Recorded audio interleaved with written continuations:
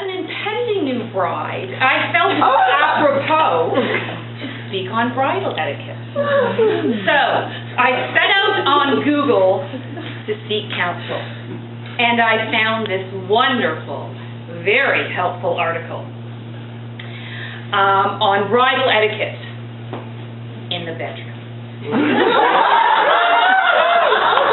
After all, I was fast approaching my wedding night. And soon I would know the big secret. I realized that I needed some advice on, well, what to do on the wedding night. I think we can all benefit from this article. Instruction and advice for the young bride on the conduct and procedure of the intimate and personal relationships of the marriage state for the greater spiritual sanctity of this blessed sacrament and the glory of God. By Ruth Smithers, beloved wife of the Reverend L. Smithers. Published in the Spiritual Guidance Press in the year of our Lord, 1894. Does good advice ever really go out of style? We're going to find out. Instruction and advice for the young bride. To the sensitive young woman who has the benefits of proper upbringing, the wedding day is both, ironically, both the happiest and most terrifying day of her life. On the positive side, there is the wedding itself, in which the bride is the central attraction in a beautiful and inspiring ceremony, symbolizing her triumph in securing a male to provide for all her needs for the rest of her life. On the negative side, there is the wedding, during which the bride must pay the piper by facing for the first time the terrible experience of sex. At this point, dear reader, let me concede one shocking truth. Some young women actually anticipate the wedding night ordeal with curiosity and pleasure. Beware such an attitude. Selfish and sensual husbands can easily take advantage of such a bride. One cardinal rule of marriage should never be forgotten. Give little, give seldom. And above all, give grudgingly. Otherwise, what could have been a proper marriage could become an orgy of sexual lust. On the other hand, the bride's terror need not be extreme. Well, sex is at best revolting, and at worst, rather painful. It has to be endured, and has been by women since the beginning of time, and is compensated for by the monogamous home and by the children produced through it. It is useless in most cases for the bride to prevail upon the groom to forego the sexual initiation. Well, the ideal husband would be one who would approach his bride only at her request, and only for the purpose of begetting offspring. Such nobility and unselfishness cannot be expected from the average man. Most men, if not denied, would demand sex almost every day. The wise bride will permit a maximum of 2 brief sexual experiences weekly during the first month of marriage. As time goes by, she should make every effort to reduce this frequency. Pain, illness, sleepiness, and headaches are among the wise best friends in this matter. Arguments, nagging, scolding, and bickering also prove very effective. If you, in the late evening, about an hour before the husband would normally commence his seduction,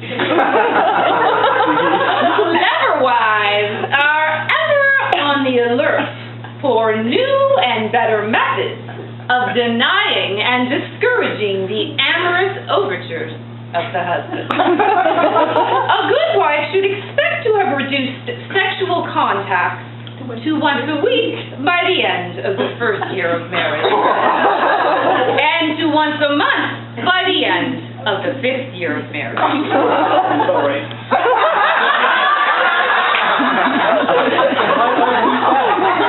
their 10th anniversary, many wives have managed to complete their childbearing and have achieved the ultimate goal of terminating all sexual contact.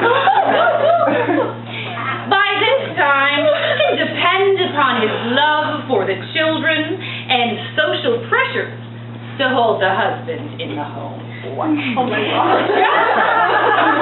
Just as she should be ever alert to keep the quantity of sex as low as possible, the wise bride will pay equal attention to limiting the kind and degree of sexual contact. Most men are by nature rather perverted. And if given half a chance, would engage in quite a variety of the most revolting practices. These practices include, among others, performing the normal act in abnormal positions, mouthing the female body, and offering their own vile bodies to be mouthed in turn. Nudity, talking about sex, reading stories about sex, viewing photographs and drawings depicting or suggesting sex are the obnoxious habits the male is likely to acquire if permitted. A wise bride will make it the goal never to allow her husband to see her unclothed body, and never allow him to display his unclothed body to her. Sex, when it cannot be prevented, should be practiced only in total darkness. Many women have found it useful to have 6 cotton nightgowns for themselves and pajamas for their husbands. These should be donned in separate rooms. They need not be removed during the sex act. Thus, a minimum of flesh is exposed. Once the bride has donned her gown and turned off all the lights, she should lie quietly upon the bed and await her groom. When he comes groping into the room, she should make no sound to guide him in her direction. He takes this as a sign of encouragement. She should let him grope in the dark. There is always the hope that he will stumble and incur some slight injury, which she can then use as an excuse to deny him sexual access. When he finds her, the wife should lie still as possible. Bodily motion on her part could be interpreted as sexual excitement by the optimistic husband. If he attempts to kiss her on the lips, she should turn her head slightly, so that the kiss falls harmlessly on her cheek instead. If he attempts to kiss her hand, she should make a fist. If he lifts her gown and attempts to kiss her any place else, she should quickly pull the gown back in place, spring from the bed, and announce that nature calls her to the toilet. This will generally dampen his desire to get kissed in the forbidden If area. the husband attempts to seduce her with lascivious talk, the wise wife will suddenly remember some trivial, non-sexual question to ask him. Once he answers, she should keep the conversation going, no matter how frivolous it may seem at the time. Eventually, The husband will learn that if he insists on having sexual contact, he must get on with it without amorous embellishment. The wise wife will allow him to pull the gown up no further than the waist, and only permit him to open the front of his pajamas to thus make connection. She should be absolutely silent, or babble about her housework while he's huffing and puffing. she should lie perfectly still, and never, under any circumstances, grunt or groan while the act is in progress. As soon as the husband has completed the act, the wise wife will start nagging him about some various minor task she wishes him to perform on the morrow. Many men obtain a major portion of their sexual satisfaction from the peaceful exhaustion immediately after the act is over. Thus, the wife must ensure that there is no peace in his Otherwise, he might be encouraged to soon try for more. One heartening factor for which the wife can be grateful is the fact that the husband's home, school, church, and social environment have been working together all through his life to instill in him a deep sense of guilt in regard to his sexual feelings.